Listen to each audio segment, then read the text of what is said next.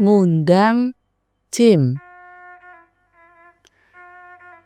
Bambang jeneng Singklon saweneh tepungane penulis kang lenggah ing Jakarta klebu wong kang uripe kecukupan minangka pengusaha, pemborong bangunan lan kegolong sregep ngibadahi.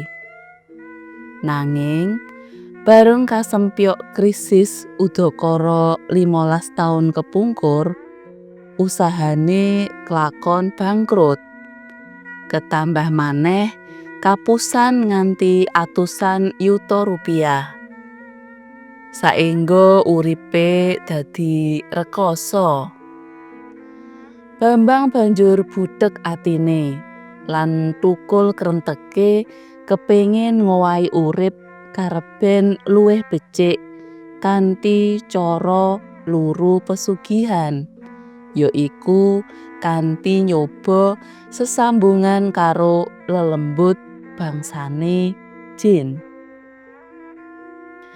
Bambang nuli manekung kanthi maca wiridan, ngapalake saweneh ayat-ayat ing kitab suci.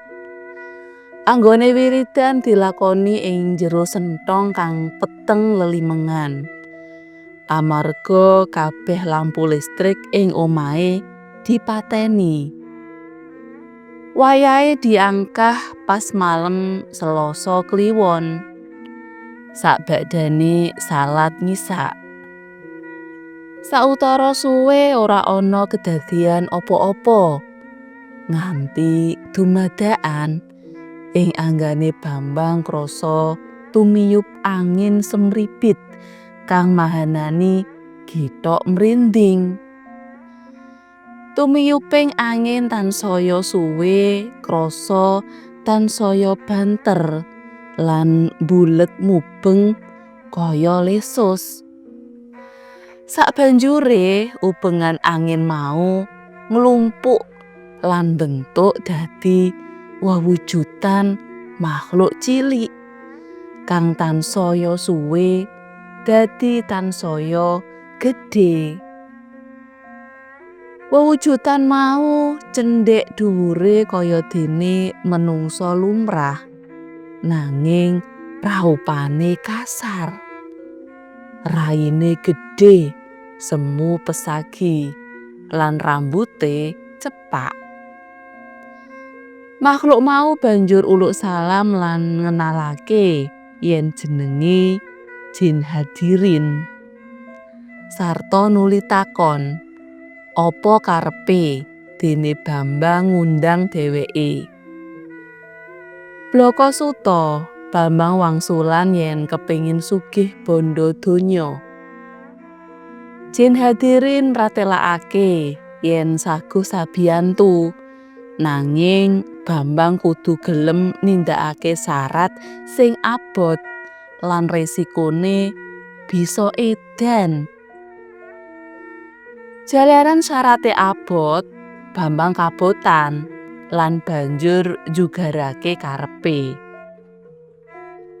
Kajiman Jin Hadirin kasebut dikon bali menyang asal-usule kanthi diwacakake ayat suci.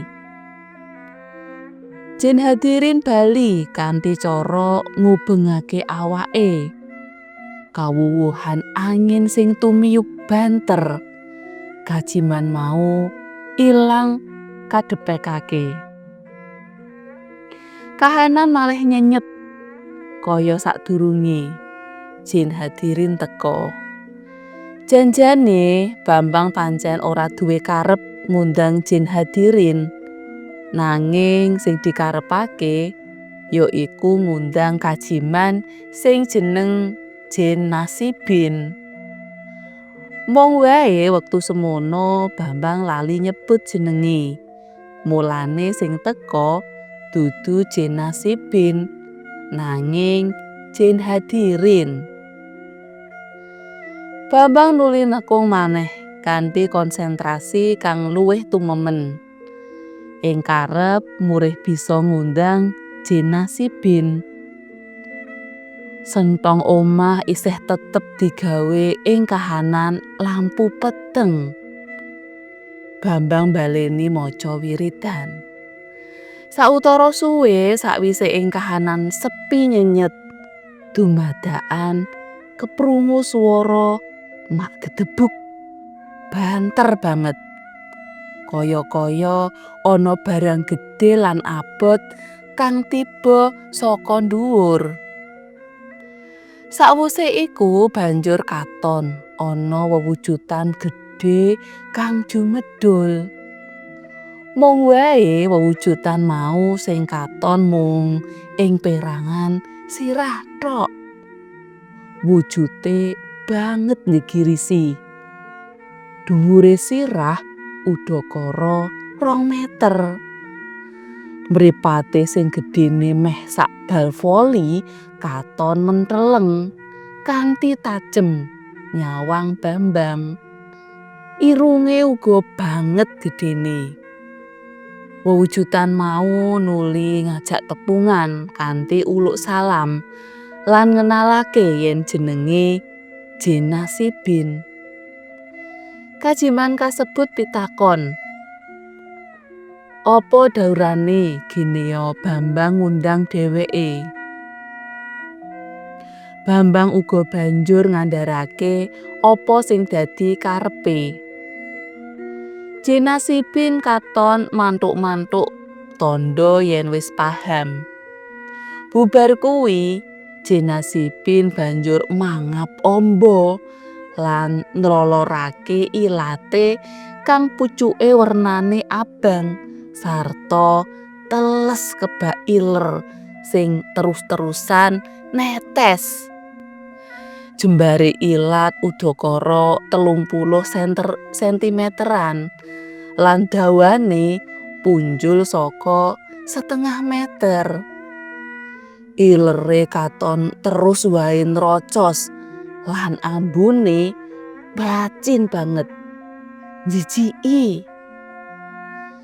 Nanging mungguh sing gawe pangiram-iram ing bongkotan ilat sak tengahing gurungane jem kasebut katon ana cahya sumunar mblerengi.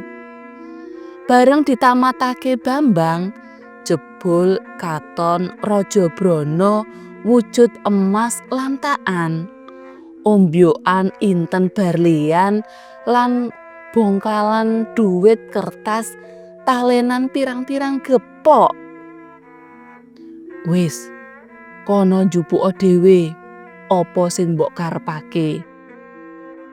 Pakone jem kasebut. Bambang mikir, kanggo njupuk barang-barang kasebut tegese kudu wani klomoh awake mlebu ing jero cangkeme Jena Sibin kang kebak iler ayit sing ambune badhek. Kamangka nyawang saka njaba wae wetenge Bambang wis krasa mungkuk-mungkuk arep lutak-lutak. Apa maneh yen kudu mlebu ing jero cangkem. Saka kuwi Bambang banjur njugarake karepe njupuk emas picis Raja Brana kang cetha wela-wela wis cumawis ing ngarepe. Bambang bali eling marang diri pribadine sarta banjur ndonga nyebut La ilaha illallah makaping-kaping tanpa kendhat. Krungu pandongane Bambang, Jena Sibin banjur narik ilate lan mingkem sarta nguntal mas inten lan gepokan dhuwit kertas kang mau katon ing jero tenggak. Sabanjure Jena Sibin ngubengake sirahe kaya ubenge gangsingan, saya suwe tansaya gangsret lan saya cilik wujude. Wusanane musna ilang sakedhepan. Lelakon iku dumadi kanthi cepet lan kahanan malih bali nyenyet maneh. Nuli wiwit keprungu suarane angkup lan bajang kerek saka kebonan. Bambang gragapan. Rasane kaya lagi wae tangi turu lan ngimpi ala. Wetenge isih krasa munek-munek. Jroning ati, Bambang uda rasa yen golek bondo donya kanthi cara mangkono mau dudu cara kang becik tumraping wong kang duwe iman.